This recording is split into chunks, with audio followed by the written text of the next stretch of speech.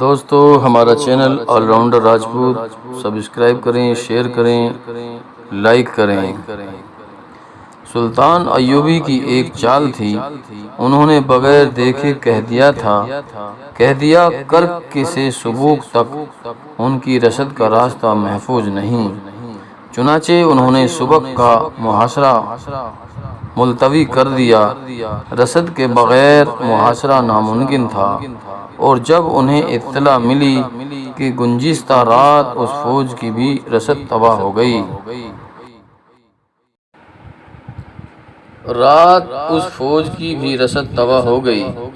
جو سلطان صلاح الدین ایوبی کی فوج پر سامنے سے حملہ کرنے کے لیے گئی تھی، تو انہوں نے اپنے تمام تر جنگی منصوبے پر نظر ثانی کرنے کا فیصلہ کر لیا۔ انہیں کہیں بھی سلطان ایوبی کی فوج نظر نہیں آ رہی تھی۔ انہیں جاسوس یہ بھی نہیں بتا سکتے تھے کہ مسلمانوں کی فوج کا اجتماع کہاں ہے۔ دراصل اجتماع کہیں بھی نہیں تھا۔ سلطان ایوبی کو اطلاع ملی کہ صلیبیوں نے دونوں محاذوں پر پیش قدمی روک دی ہے، تو اس نے اپنے کمانڈروں کو بلا کر کہا، صلیبی نے جنگ ملتوی کر دی ہے، لیکن ہماری جنگ جاری ہے۔ وہ دونوں فوجوں کے آمنے سامنے کے تصادم کو جنگ کہتے ہیں۔ میں چھاپوں اور سب خونوں کو جنگ کہتا ہوں۔ اب چھاپہ ماروں کو سرگرم رکھو۔ صلیبی دونوں طرف سے پیچھے ہٹ رہے ہیں، انہیں اطمینان سے پیچھے نہ ہٹنے دو۔ انتہائی عقب پر پہلو پر شب خون مارو اور غائب ہو جاؤ۔ صلیبی آپ کو اپنے سامنے لا کر لڑنا چاہتے ہیں، لیکن میں آپ کو اس میدان میں ان کے سامنے لے جاؤں گا جو آپ کی مرضی کا ہوگا، اور جہاں کی ریت بھی آپ کی مدد کرے گی۔ سلطان ایوبی کا کوئی ٹھکانہ نہیں تھا۔ وہ اپنے عملے اور محافظ دستے کے ساتھ خانہ بدوش تھا۔ کسی ایک جگہ نہ ٹھہرنے کے باوجود نہ معلوم ہوتا تھا جیسے ہر جگہ موجود ہے۔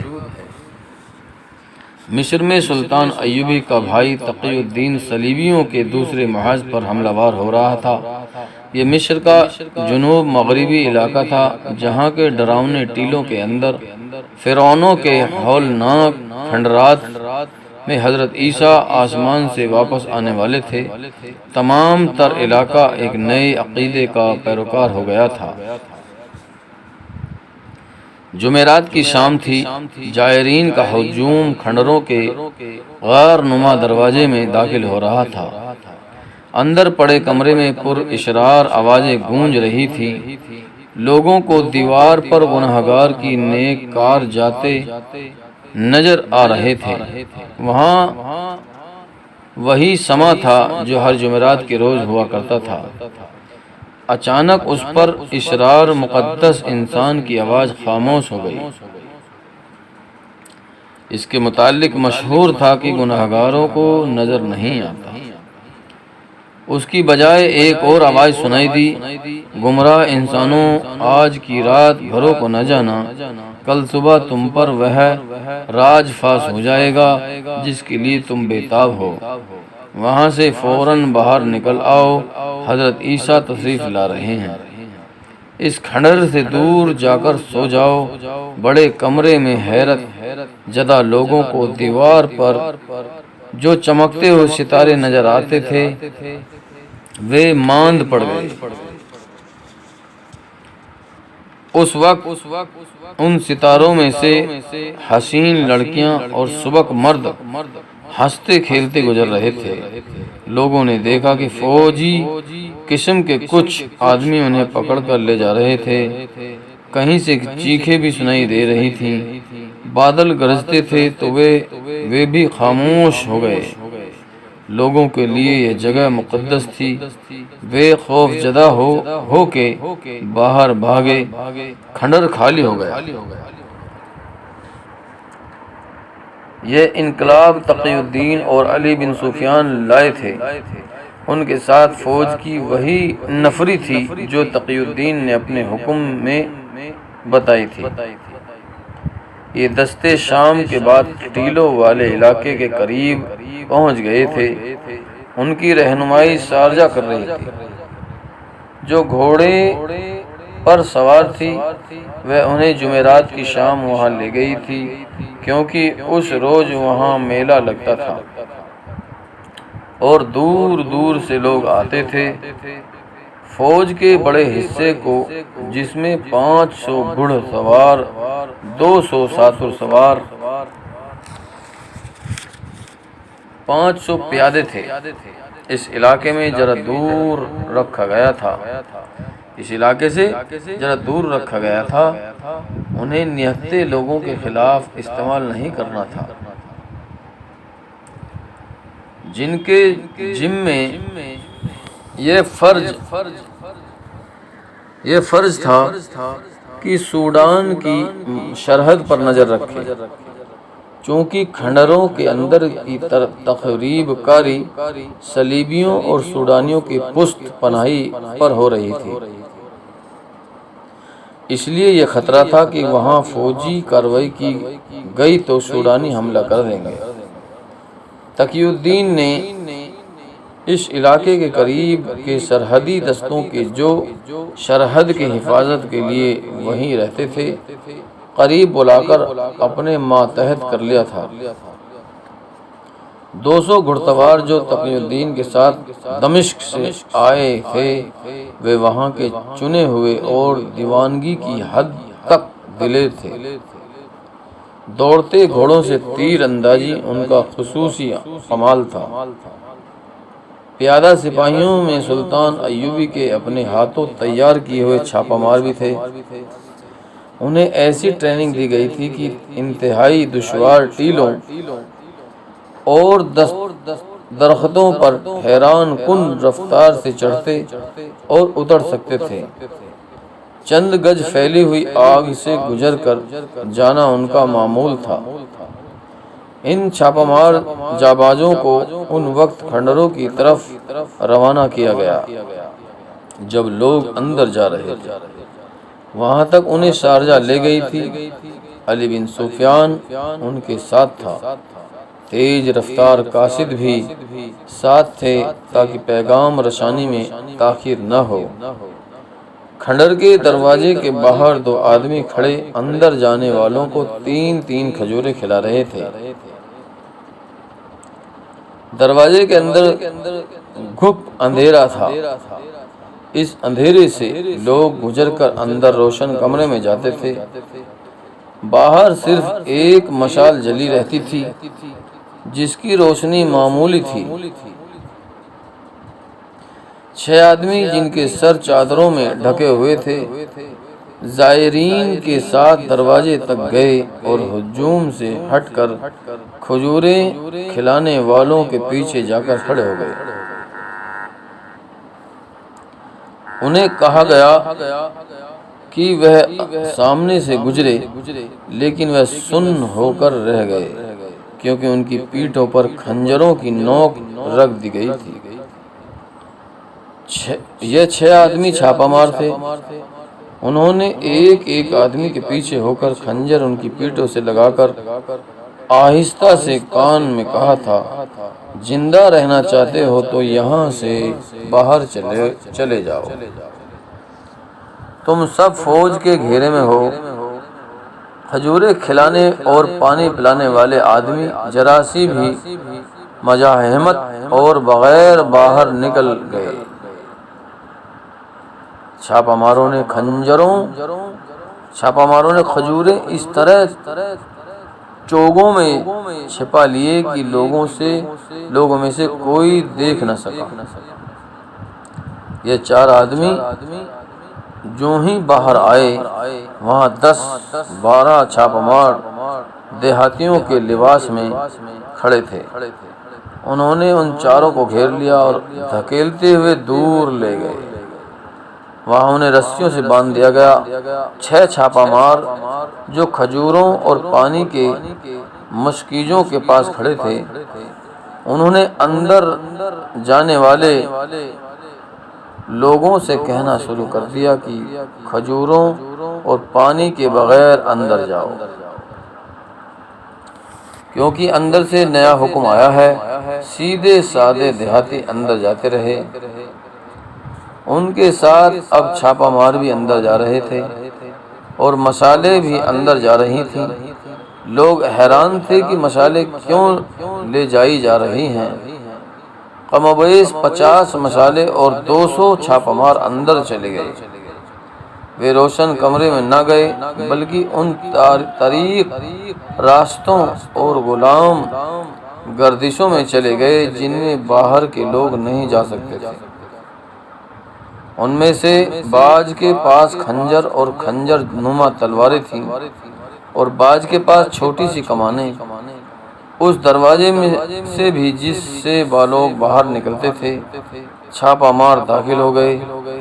یہ ہدایت کے مطابق تاریک بھول بھلیوں میں جا رہے تھے۔ تقی الدین کے 200 گھڑ سوار آگے گئے اور انہوں نے پورے کھنڈر کو گھیرے میں لے لیا۔ ان کے ساتھ پیادہ دستہ بھی تھا جس کے سپاہیوں نے اندر سے نکلنے والوں کو روک کر ایک طرف اکٹھا کرنا شروع کر دیا۔ چھاپا مار مشال برداروں کے ساتھ اندر گئے تو انہیں ایسے محسوس ہونے جیسے کسی کے پیٹ میں چلے گئے ہوں۔ اندر کے راستے اور کمرے انتڑیوں کے مانند تھے۔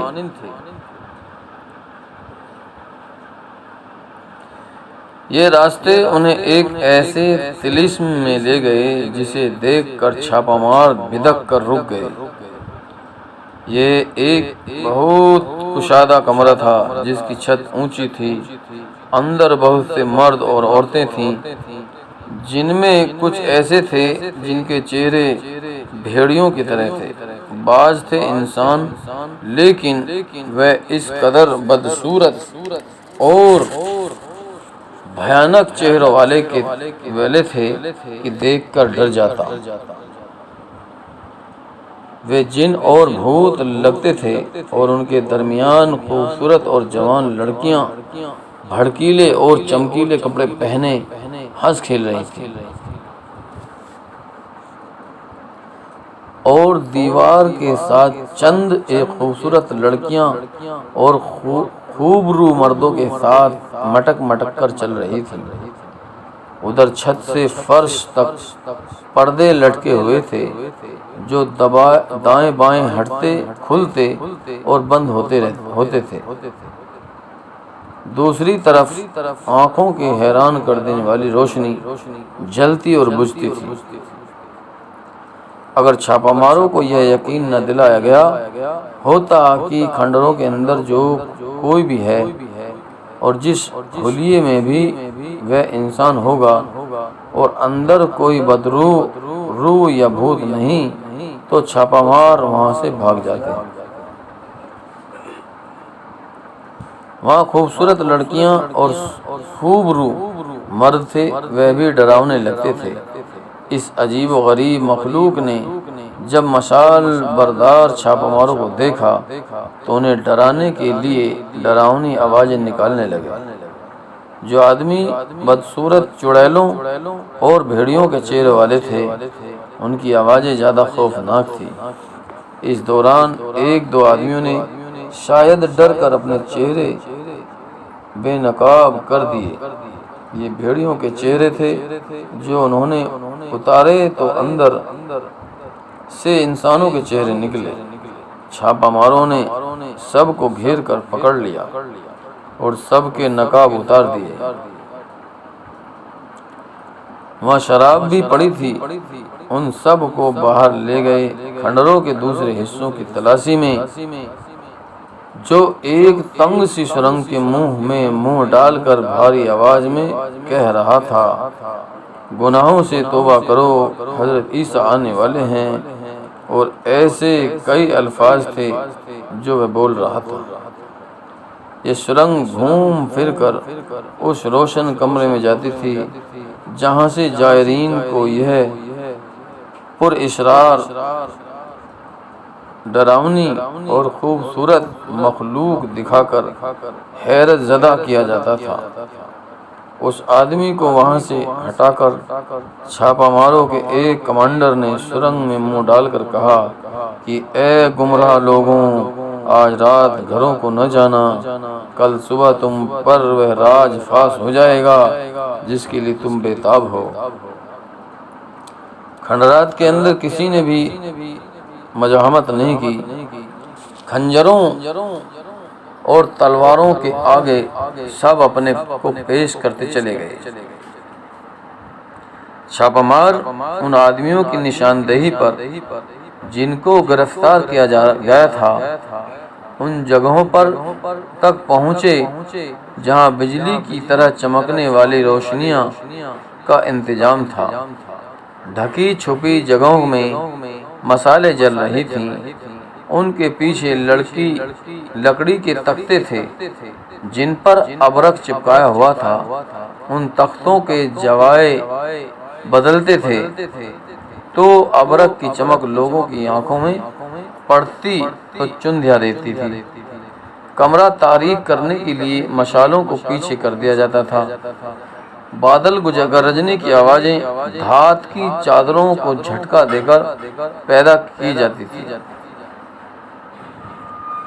پردوں پر جگہ جگہ ابرق کے ٹکڑے چپکا دیے گئے تھے جن پر روشنی پڑتی تو ستاروں کی طرح چمکتی تھی۔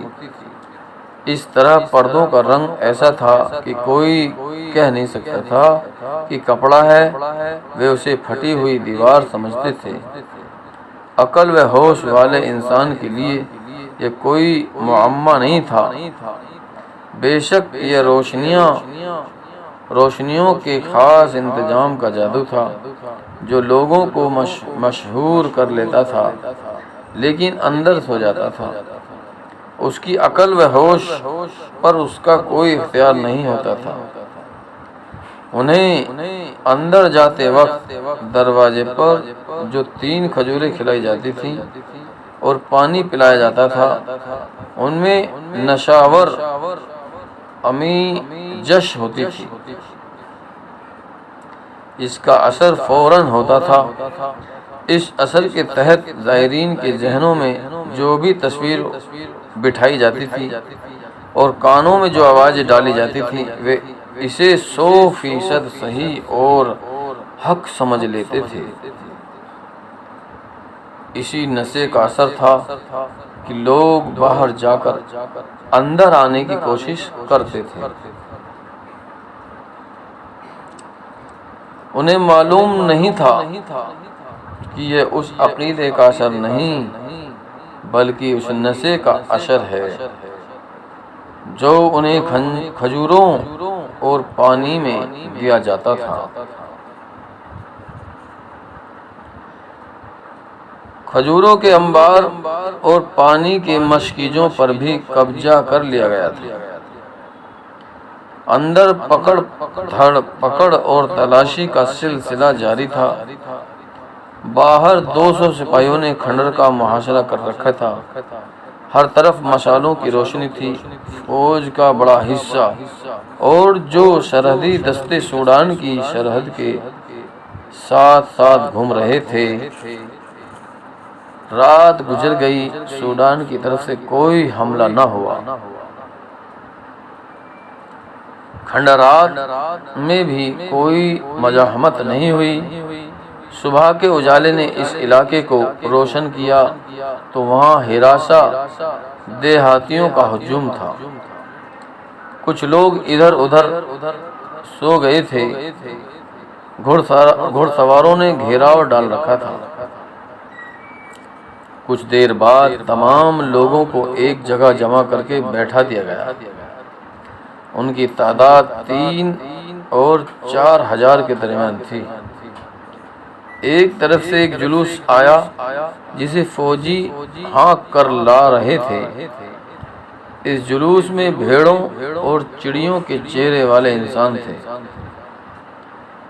اس میں مکروہ اور بڑی بھیانک شکلوں والے انسان بھی تھے، اور اس جلوس میں وہ تمام مخلوق تھی جو لوگوں کو کھنڈروں کے اندر دکھائی جاتی تھی، اور بتایا جاتا تھا کہ آسمان ہے، یہ آسمان ہے جہاں یہ لوگ مرنے کے بعد گناہوں کی سزا بھگت رہے ہیں۔ ان کا سب سے بڑا گناہ یہ بتایا جاتا تھا کہ یہ جنگ و جدل کے عادی تھے، یعنی یہ فوجی تھے۔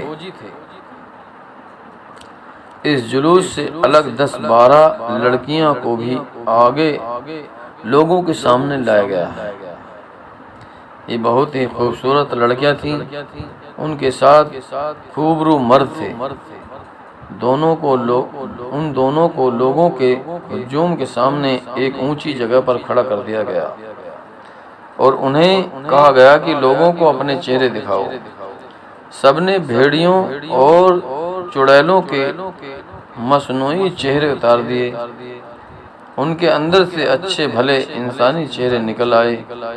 جو آدمی مکروہ اور بھیانک چہرے والے تھے وہ بھی مصنوعی چہرے تھے، یہ چہرے بھی اتار دیے گئے۔ لوگوں سے کہا گیا کہ یہ ان آدمیوں اور لڑکیوں کے قریب سے گزرتے جائیں اور انہیں پہچان لیں۔ لوگ تو اسی پر حیران ہو گئے کہ یہ آسمان کی مخلوق نہیں، اسی زمین کے انسان ہیں۔ لوگوں نے قریب سے دیکھا تو ان آدمیوں سے بہت سے پہچانے گئے، وہ اسی علاقے کے باشندے تھے۔ لڑکیاں بھی پہچان لی گئیں، ان میں زیادہ تر اسی علاقے کی رہنے والی تھیں۔ 3-4 یہودی تھیں جنہیں صلیبی اسی مقصد کے لیے لائے تھے۔ لوگ انہیں دیکھ چکے تو ان مجرموں کو سامنے لایا گیا جنہوں نے یہ طلسماتی اہتمام کر رکھا تھا۔ ان سے 6 صلیبی تھے جو مصر کے اس علاقے کی زبان بولتے اور سمجھتے تھے۔ انہوں نے بہت سے آدمی اس علاقے سے اپنے ساتھ ملا لیے تھے۔ رات کو گرفتاری کے بعد ان سے اعتراف کرا لیا گیا تھا۔ انہوں نے 3-4 مسجدوں میں اپنے امام رکھ دیے تھے جو لوگوں کو غیر اسلامی نظریات کے معتقد بنا رہے تھے۔ اس گروہ کا مقصد یہ تھا کہ لوگوں کو قائل کیا جائے کہ فوج میں بھرتی نہ ہوں، کیونکہ یہ بہت بڑا گناہ ہے۔ یہ گروہ اس مقصد میں کامیاب ہو چکا تھا کہ ان تخریب کاروں نے یہ کامیابی بھی حاصل کر لی تھی کہ اس علاقے کے لوگوں میں سوڈانیوں کی محبت پیدا کر دی تھی، اور ان کا مذہب تبدیل کیے بغیر ان کا مذہب تبدیل کر دیا گیا تھا۔ لوگوں سے کہا گیا کہ اب وہ جا کر کھنڈر میں گھومیں پھریں اور اس فریب کاری کا ثبوت اپنی آنکھوں سے دیکھیں۔ وہ اندر چلے گئے جہاں جگہ جگہ فوجی کھڑے تھے اور لوگوں کو دکھا رہے تھے کہ لوگوں کو کیسے کیسے طریقوں سے دھوکہ دیا جاتا رہا۔ بہت دیر بعد جب لوگ اندر سے گھوم پھر آئے تو تقی الدین نے ان سے خطاب کیا اور انہیں بتایا کہ کھجور اور پانی میں انہیں نشہ دیا جاتا رہا۔ اندر جو جنت اور جہنم تھا وہ اسی نشے کے زیر اثر نظر آتا تھا۔ میں ان مجرموں سے کہتا ہوں کہ اندر چل کر مجھے آسمان کی مخلوق چلتی پھرتی دکھائیں کہ حضرت موسیٰ کہاں ہیں اور میرا مرا ہوا خلیفہ العاجد کہاں ہے۔ یہ سب فریب تھا۔ یہ وہ نشہ ہے جو حشیشین کو پیر استاد حسن بن صباح لوگوں کو پلا کر جنت دکھایا کرتا تھا۔ وہ تو ایک وقت میں چند ایک آدمیوں کو نشہ پلایا کرتا تھا، لیکن یہاں اسلام کے دشمنوں نے اتنے وسیع علاقے کی پوری آبادی پر نشہ طاری کر دیا۔ تقی الدین نے لوگوں کو اصلیت دکھا کر انہیں بتایا کہ ابتدا میں ایک درویش کی کہانی سنائی گئی تھی جو مسافروں کو اونٹ اور اشرفیاں دیا کرتا ہے۔ یہ محض بے بنیاد کہانیاں تھیں اور سراپا جھوٹ۔ کہانیاں سنانے والوں کو تمہارے دین ایمان کے دشمن بے دریغ دولت دیتے تھے۔ تقی الدین نے اس فریب کاری کے تمام پہلو بے نقاب کیے، اور جب اس نے مجرموں کی اصلیت کو بے نقاب کیا تو لوگ خوشی میں اٹھ کر کھڑے ہوئے اور انہوں نے مجرموں پر حلہ بول دیا۔ اس وقت لوگوں کا وہ نشہ اتر چکا تھا جو رات کو انہیں کھجور اور پانی میں دیا گیا تھا۔ فوج نے ہجوم پر قابو پانے کی بہت کوشش کی، لیکن انہوں نے تمام مجرموں اور لڑکیوں کو جان سے مار کر چھوڑا۔ تقی الدین نے فوج کو اسی علاقے میں پھیلا دیا اور فوج کی نگرانی میں وہاں ایک تو تخریب کاروں کے ایجنٹوں کو گرفتار کیا، اور دوسری یہ کہ مسجدوں میں قاہرہ کے عالم متعین کر دیے گئے جنہوں نے لوگوں کی مذہبی اور عسکری تعلیم شروع کر دی۔ فرعونوں کے کھنڈروں کو لوگوں کے ہاتھوں مسمار کر دیا گیا۔ تقی الدین نے قاہرہ جا کر پہلا کام یہ کیا کہ ذرہ اور شارجہ کی خواہش کے مطابق انہیں شادی کی اجازت دے دی، اور دوسرا کام یہ کیا کہ اس نے فوج کی مرکزی کمان کو یہ حکم دیا کہ سوڈان پر حملے کی تیاری کی جائے۔ اس نے کھنڈر کی مہم میں دیکھ لیا تھا کہ پڑوسی سوڈانیوں نے اتنے وسیع علاقے کو اپنے اثر میں لے لیا تھا، اور یہ اثر شدید جوابی کارروائی کے بغیر ختم نہیں ہوگا۔ اس پر یہ انکشاف بھی ہو چکا تھا کہ سوڈانی صلیبیوں کے اعلی کار بنے ہوئے ہیں اور باقاعدہ حملے کی تیاری بھی کر رہے ہیں۔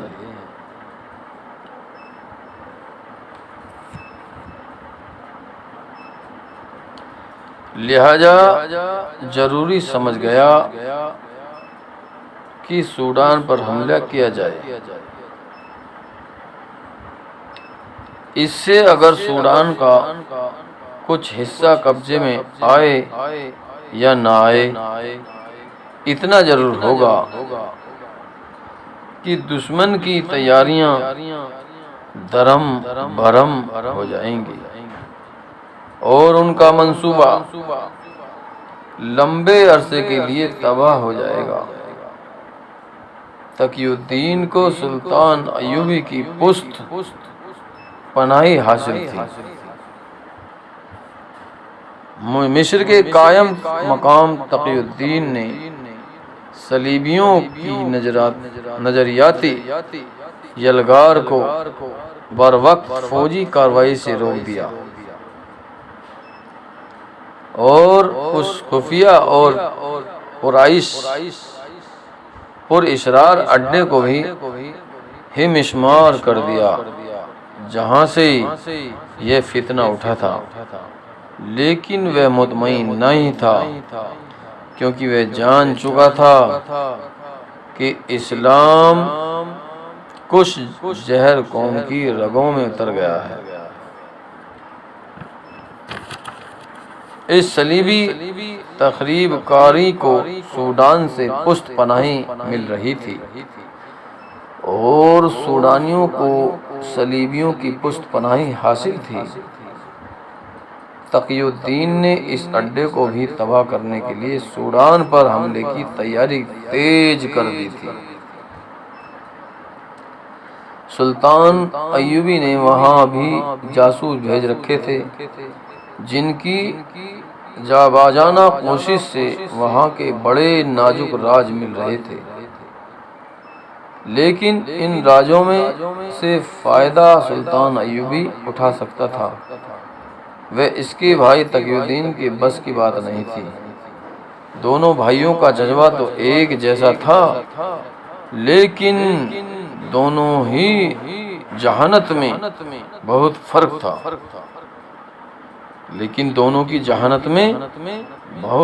تھا دونوں بھائی جس کارروائی کا فیصلہ کرتے تھے وہ شدید ہوتی تھی۔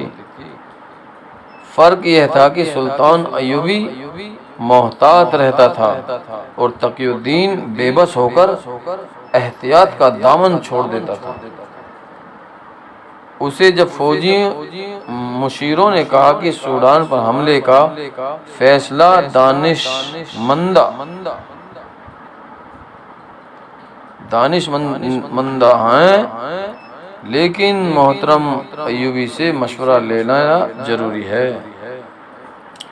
تو تقی الدین نے اپنی مشیروں کے اس مشورے کو مسترد کرتے ہوئے کہا، کیا آپ امیر محترم کو یہ تاثر دینا چاہتے ہیں کہ آپ ان کے بغیر کچھ سوچ نہیں سکتے اور کچھ کر نہیں سکتے؟ کیا آپ بھول گئے کہ محترم ایوبی مصر سے اتنی دور کس طوفان سے گھرے ہوئے ہیں؟ اگر ہم نے ان کے مشورے اور فیصلے کا انتظار کیا تو اس کا نتیجہ یہ ہوگا کہ سوڈانی حملے میں پہل کر کے ہم پر سوار ہو جائیں گے۔ ہمارا channel all rounder Rajput subscribe کریں، شیئر کریں، لائک کریں۔